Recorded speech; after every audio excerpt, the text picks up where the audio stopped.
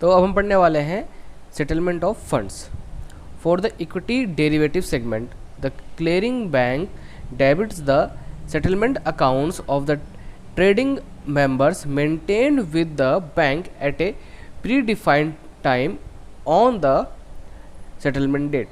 अब जब हम बात करते हैं इक्विटी डेरिवेटिव सेगमेंट की, तो उस केस में जो फंड की जो सेटलमेंट है वो एक प्री डिफाइंड टाइम पर हो जाती है। यानी फॉर एग्जांपल जैसे मान लेते हैं कि मैंने मंडे को मैंने कोई ट्रेड ली, तो मैंने कोई ट्रेडिंग अकाउंट यूज़ करा होगा, तो वो किसका होगा? जो मेरा ब्रोकर है उसका। तो उस केस में क्या होगा, जो क्लियरिंग बैंक होता है, क्लियरिंग बैंक वो क्या करता है, जो ट्रेडिंग मेंबर होता है यानी जो ब्रोकर होता है उसका अकाउंट कर देता है डेबिट, और उसका टाइम पीरियड एकदम फिक्स होता है, और वो जो अमाउंट डेबिट होता है वो सेम डे होता है। यानी अगर मैंने मंडे को ट्रेड लिया है ना, तो जो मेरा ट्रेडिंग मेंबर है उसके अकाउंट से जो अमाउंट है वो डेबिट होगा उसी दिन, और उसका टाइम फिक्स होगा। अब हम बात करते हैं करेंसी डेरिवेटिव सेगमेंट की। Members with a funds pay in obligation are required to have clear funds in their primary clearing account on or before the predefined time on the settlement date. The payout of funds is credited to the primary clearing account of the members after the predefined time on the settlement day. अब अगर हम बात करते हैं currency derivatives segment की, तो उस case में अगर मैं कोई ट्रेड लेता हूँ तो अगर पे इन होना है यानी जो पैसा वो अगर मेरे पास आना है, ठीक है, अगर मेरे पास आना है तो उस केस में क्या होगा कि जो भी प्राइमरी क्लियरिंग अकाउंट होगा। अब देखिए जब भी मैं बोलूँ कि पैसा आना होगा, ठीक है, तो वो मेरे अकाउंट में तो आएगा नहीं डायरेक्ट, वो आएगा जो मेरा ब्रोकर है उसके अकाउंट में आएगा ना। उसके बाद फिर मैं उसके बाद वो मेरे अकाउंट में होगा रिफ्लेक्ट, फिर मैं उस अमाउंट को मैं निकाल सकता हूँ। तो मैं उसी चीज़ की यहाँ बात कर रहा हूँ। तो अगर मैं करेंसी डेरिवेटिव सेगमेंट की बात कर रहा हूँ, तो अगर पैसा आना होगा, ठीक है, अगर पैसा मेरे पास आना होगा, देखो यहाँ पे लिखा ना पे इन, तो उस केस में क्या होगा कि जो हमारा प्राइमरी क्लियरिंग अकाउंट है यानी कि जो मेंबर है ना उसका, ठीक है, तो उसके अकाउंट से ही सारी ट्रांजैक्शन होगी। अब वो कब होगी? On or before the predefined time. अब सपोज डेट मान लेते हैं कि आज के दिन जो अमाउंट है, ठीक है, वो आना है ट्रेडिंग मेंबर के अकाउंट में। तो मान लेते हैं आना है 3 बजे, ठीक है, 3 बजे आना है, क्योंकि ट्रेड मान लेते हैं मैंने आज ही लिए, तो वो या तो 3 बजे या फिर उससे पहले वो अकाउंट में मेरा पैसा आ जाएगा, या फिर वो मेरे अकाउंट से पैसा चला जाएगा, ठीक है। The clearing bank credits the settlement accounts of the members maintained with the bank by a cut off time on settlement day. This appears as net receivable in the trading members balance sheet. तो जो clearing bank है, जो trading member है, जो हमारा trading member है उसका account वो कर देती है क्रेडिट एक प्री डिफाइंड टाइम पर, ठीक है। अब ये जो अमाउंट है ना, ये जो अमाउंट है वो जो हमारा ट्रेडिंग मेंबर होगा उसकी बैलेंस शीट में शो होगा, कैसे? As a net receivable. अब इसी टॉपिक में हमारा अगला कॉन्सेप्ट है informing obligation to clients and custodians. Unless otherwise specifically agreed to by a client, the settlement of funds securities shall be done within 24 hours of the payout. However, a client may specifically authorize the stockbroker to maintain a running account subject to the following conditions. अब जैसा कि यहाँ पर आपको एक heading नज़र आ रही है, इसमें लिखा है however a client may specifically authorize, मतलब हम, क्लाइंट कौन हो गए? हम क्या कर सकते हैं? एक स्टॉक ब्रोकर को ऑथराइज कर सकते हैं कि वो हमारे अकाउंट को मेंटेन कर सकता है, बट इन कंडीशन में, ठीक है। तो जो सबसे पहली जो कंडीशन है वो ये है कि जो ऑथराइजेशन होगा ना वो पूरा मेंशन होना चाहिए कि जो ऑथराइजेशन है उसको कब तक दिया गया है, ठीक है, और वो जो ऑथराइजेशन है वो कैंसिल भी हो सकता है। Second, the authorization shall be signed by the client only, ठीक है, मतलब जो ऑथराइजेशन है ना, जो ऑथराइजेशन हम दे रहे हैं स्टॉक ब्रोकर को सिर्फ हम दे सकते हैं, और हमारे अलावा और कोई नहीं दे सकता। और यहाँ पे उन्होंने लिखा भी है and not by any authorize person on his behalf, यानी हो सकता है कि अब मेरा डीमैट ट्रेडिंग अकाउंट है और भी कोई ऑथराइज पर्सन हो सकता है, तो वो अप्रूवल नहीं दे सकता, ठीक है, या फिर किसी के पास अगर पावर ऑफ अटर्नी है वो भी नहीं दे सकता। The authorisation shall contain a clause that a client may revoke the authorisation at any time, और जो ऑथराइजेशन होगा ना उसके अंदर एक क्लॉज भी होगा। एक अब यहाँ पे मैं आपको दो वर्ड का मीनिंग बताता हूँ, एक क्लॉज का, एक पावर ऑफ अटर्नी का। अब सपोज दैट मान लेते हैं कि मैंने ऑथराइजेशन डॉक्यूमेंट मैंने रेडी करवा दिया है, ठीक है, अब वहाँ पे मैंने कुछ टर्म्स एंड कंडीशन मैंने दी होंगी, तो उसी को हम बोलेंगे क्लोज, ठीक है, उसी को हम क्या बोलेंगे, क्लोज बोलेंगे।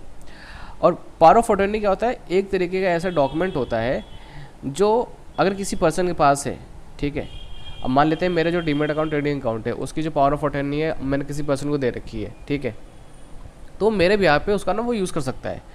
वो क्या कर रहा है, अब उसके हाथ में अगर पावर ऑफ अटर्नी है ना तो वो मुझे रिप्रेजेंट कर रहा है वो, ठीक है। तो आई थिंक ये चीज़ आपको समझ में आ गई होगी। तो जो ऑथराइजेशन है वो कभी भी ख़त्म हो सकती है at any time. And for the clients having an outstanding obligation on the settlement date the stock broker may retain the requisite securities fund towards such obligations and may also retain the funds expected to be required to meet margin obligations for next 5 trading days calculated in manner specified by stock exchanges। So अब इसको हम ध्यान समझते हैं। देखिए जो client है ना, मतलब हम, हो सकता है कि हमारी कोई आउटस्टैंडिंग ऑब्लिगेशन हो, यानी सपोज दैट मान लेते हैं कि कुछ पेमेंट थी जो मुझे करनी थी, मैंने अभी करी नहीं है, तो मतलब उसे मैं क्या बोलूँगा, उसे बोलूँगा आउटस्टैंडिंग, ठीक है। या फिर हो सकता है कुछ सिक्योरिटीज़ थी जो मुझे देनी थी बट वो मैंने अभी दी नहीं है, तो यानी कि अभी वो ट्रांजेक्शन मेरी अभी हुई नहीं है, वो भी आउटस्टैंडिंग है। तो जो स्टॉक ब्रोकर है, ठीक है, तो वो हो सकता है जो मेरी सिक्योरिटीज़ है, वो फंड्स है ना, वो मेरे ट्रेडिंग अकाउंट में क्या आता है उसको वो रख सकता है, ठीक है, वो उसको रिटेन कर सकता है ताकि जो ऑब्लिगेशंस है उसको फुलफिल की जा सके। And may also retain funds expected to be required to meet margin obligations for next 5 trading days। और ये सारी चीज़ें जो कैलकुलेट होंगी वो जो स्टॉक एक्सचेंज है उन्होंने स्पेसिफाई कर रखा है उसके थ्रू होगी। The actual settlement of funds and securities shall be done by broker. देखिए जो एक्चुअल सेटलमेंट होगी, चाहे वो स्टॉक हो चाहे फंड होगी, ठीक है, वो सिर्फ होती है ब्रोकर के द्वारा, ठीक है, at least once in a calendar quarter or month depending on preference of the client। While setting the account the broker shall send to the client a statements of accounts। हाँ देखिए हर quarterly ना, आपने शायद देखा होगा quarterly और शायद monthly भी आता है, आपको ना स्टेटमेंट्स ऑफ अकाउंट आपको भेजा जाता है, आपकी मेल पे भी आता है और आपको मैसेज भी आता है, ठीक है, कि आपके अकाउंट की जो ट्रांजेक्शन वगैरह क्या है और अभी जो करंट स्टेटस है वो क्या है, उसके अंदर कितनी सिक्योरिटीज़ और अमाउंट वगैरह उसके अंदर है भी, और तो ये सारी चीज़ें होती हैं उसके अंदर। एंड नेक्स्ट है the client shall bring any dispute arising from the settlement of accounts or settlement so made to the notice of the broker preferably within 7 working days from the date of receipt of funds and securities or settlement as the case may be. अब मान लेते हैं कि जो client है यानी कि हम, ठीक है, अब हमें कुछ छेड़छाड़ दिख रही है, हमारे जो अकाउंट है ना, जो हमारे पास स्टेटमेंट ऑफ अकाउंट आया, हमारे पास स्टेटमेंट ऑफ अकाउंट आया, अब हमने देखा इसमें कुछ गड़बड़ है, तो हम विद इन 7 डेज, ठीक है, हम क्या कर सकते हैं, हम कंप्लेंट फाइल कर सकते हैं। अब यहाँ पर हमें कुछ कंडीशन दी गई हैं, उस कंडीशन में हम अब यहाँ पे हमें नीचे हमें कुछ कंडीशन दे रखी हैं। किसी कंडीशन है such periodic settlement of running account may not be necessary. अगर इस तरीके से कुछ चीज़ें यहाँ पे हो रही हैं तो ज़रूरी नहीं है कि हम जो उसकी सेटलमेंट है वो पीरियोडिकली हो, ठीक है। कौन कौन सी, for clients availing margin trading facility as per SEBI circular, और for funds received from clients towards collaterals margin in the form of bank guarantee deposit receipt etcetera. यानी देखिए दो चीज़ समझिए, हो सकता है कि जो क्लाइंट है यानी कि हमें मार्जिन फैसिलिटी मिल रही हो, ठीक है, एज़ पर सेबी सर्कुलर, या फिर हो सकता है कि अब जो हमें फंड्स वगैरह हमको रिसीव हुआ है, ठीक है, उसके लिए हमने दे रखा कोलाटरल मतलब हो सकता है हमने जो अपनी सिक्योरिटीज़ है ना वो गिरवी रखी हो, सपोज दैट मान लेते हैं मेरे पास रिलायंस के 1000 शेयर हैं, ठीक है। तो जो 1000 शेयर है मैं चाहूँ तो अपने जो ब्रोकर है उसके पास में एज ए कोलाटरल रख सकता हूँ और बदले मुझे वो फंड देगा, फिर मैं उससे ट्रेडिंग कर सकता हूँ। या फिर हो सकता है मैंने एफडी रखी हो, ठीक है, या फिर bank guarantee as a collateral. And next point है हमारा, the stock broker shall transfer the funds और securities lying in the credit of the client within 1 working day of the request if the same are lying with him and within 3 working days from the request if the same are lying with the clearing member or clearing corporation। और जो हमारा stock broker है वो हमारे account में fund और securities को वो ट्रांसफ़र करेगा। अब यहाँ पे अलग अलग कंडीशन उन्होंने दे रखी है। नेक्स्ट जो हमारा पॉइंट है, this condition shall not apply to institutional clients, मतलब ये जो कंडीशंस हैं वो इंस्टीट्यूशनल क्लाइंट्स के लिए अप्लाई नहीं होंगे, जैसे कि म्यूचुअल फंड कंपनीज हो गई, ठीक है, और बाकी जो कुछ एमसीज होती हैं, एसेट मैनेजमेंट कंपनीज, तो उनके ऊपर ये सारी चीज़ें अप्लाई नहीं होंगी। नेक्स्ट हमारा टॉपिक है मार्जिन पेमेंट। सबसे पहले उन्होंने ये बता रखा है कि जो इनिशियल मार्जिन है और जो हमारा एक्सपोजर मार्जिन है, ठीक है, वो कौन देता है? वो देता है हमारा क्लियरिंग मेंबर, यानी कि हमारा स्टॉक ब्रोकर। देखिए, अगर आपको मार्जिन के बारे में नहीं पता तो आप जो हमारी बेसिक्स ऑफ स्टॉक मार्केट की वीडियो है आप वो देख सकते हैं, और इससे पहले भी हमने कुछ टॉपिक्स हैं जो हमने अनकवर करे हैं मार्जिन से रिलेटेड, तो आप वो वीडियोज़ आप देख सकते हैं, ठीक है। क्योंकि अगर आपको मार्जिन के बारे में नहीं पता तो थोड़ी सी दिक्कत आ जाएगी, ठीक है। वैसे मैं आपको एक ओवरव्यू दे देता हूँ। देखिए, होता ये है कि जब भी हम ट्रेडिंग करते हैं तो सपोज दैट मान लेते हैं कि मैं 1 लाख के शेयर में बाय करना चाहता हूँ, ठीक है। तो अगर मेरा तो जो मेरा ब्रोकर है हो सकता है मुझे वो मार्जिन दे दे, यानी कि मुझे 1 लाख रुपए देने की ज़रूरत नहीं है, हो सकता है मुझे सिर्फ 20,000 रुपये की देनी हो, मुझे 20,000 रुपये देना हो। यानी कि अगर मुझे वो लिवरेज दे रहा है 5 टाइम्स, ठीक है, 5 टाइम्स अगर मुझे लिवरेज दे रहा है, तो यानी कि मुझे मेरे अकाउंट में सिर्फ 20,000 रुपये होने चाहिए, बस मैं 1 लाख शेयर में बाय कर सकता हूँ। तो वो मार्जिन भी अलग अलग टाइप के होते हैं, ठीक है। तो यहाँ पर उन्होंने बोला कि जो इनिशियल और जो एक्सपोजर मार्जिन होता है वो कौन देता है? वो देता है हमारा क्लियरिंग मेंबर, यानी हमारा broker. Initial margins can be paid by members in the form of cash, मतलब जो इनिशियल मार्जिन है वो कैश की फॉर्म में दिया जा सकता है, बैंक गारंटी की फॉर्म में दिया जा सकता है, ठीक है। ये क्या हो गया? बैंक गारंटी की फॉर्म में दिया जा सकता है, और फिक्स डिपॉजिट, ठीक है, रिसिप्ट्स एंड अप्रूव्ड सिक्योरिटीज़ के तौर पे दिया जा सकता है, ठीक है। एंड अब देखिए यहाँ पे जो अप्रूव्ड सिक्योरिटीज़ है ना, देखिए अप्रूव्ड सिक्योरिटीज़ मतलब कुछ ऐसी सिक्योरिटीज़ होती हैं, मतलब कुछ ऐसे शेयर या फिर यूनिट्स वगैरह होते हैं जिनको हम एज ए मार्जिन हम यूज़ कर सकते हैं, ठीक है।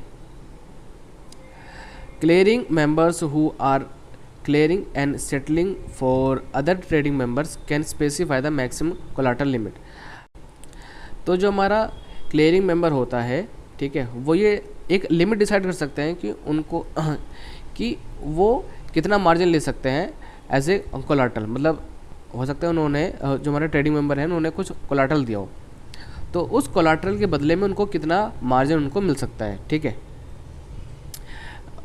For each trading member and custodian participant clearing and settling through them, such limits can be set up by the clearing member through the facility provided on the trading system up to the time specified in this regard, ठीक। अब ये जो limit है, ठीक है, सच limit can be set up by the clearing member, मतलब ये जो लिमिट है वो अब वो कौन डिसाइड करेगा? वो डिसाइड करेगा हमारा क्लियरिंग मेंबर्स, ठीक है। अब ये जो सारी फैसिलिटी है ना, ये जो हमारा ट्रेडिंग सिस्टम है, ठीक है, अब उसमें टाइम वगैरह है वो उसके हिसाब से वो फिक्स होता है, ठीक है, कि उनको कितना मार्जिन दिया जाना चाहिए। तो जैसे ही जो कोलाटरल लिमिट है, ठीक है, वो एप्लीकेबल हो जाती है, फिर उसके बाद उनको मार्जिन वगैरह मिल जाता है, ठीक है। Fulfilment of either whole or part of the margin obligation will be treated as violation of the rules bye laws and regulations of clearing agency will be attract penalty.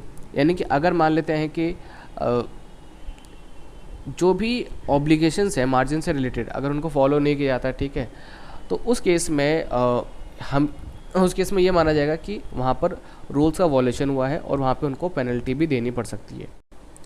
तो उस केस में बिना कोई नोटिस वगैरह के उनके खिलाफ action लिया जा सकता है। वहाँ पे फिर मतलब उनको नोटिस वगैरह नहीं दिया जाएगा, बस वहाँ पे उन जो कार्रवाई है वो शुरू हो जाएगी। एंड हाँ, यहाँ पे थोड़ा सा पोर्शन और रह गया ये। The clearing members and custodian if required shall pay the clearing agency the margin moneys payable by them. तो जो क्लियरिंग मेंबर है और जो कस्टोडियन है, अगर रिक्वायर्ड है, ठीक है, तो वो पे कर सकते हैं।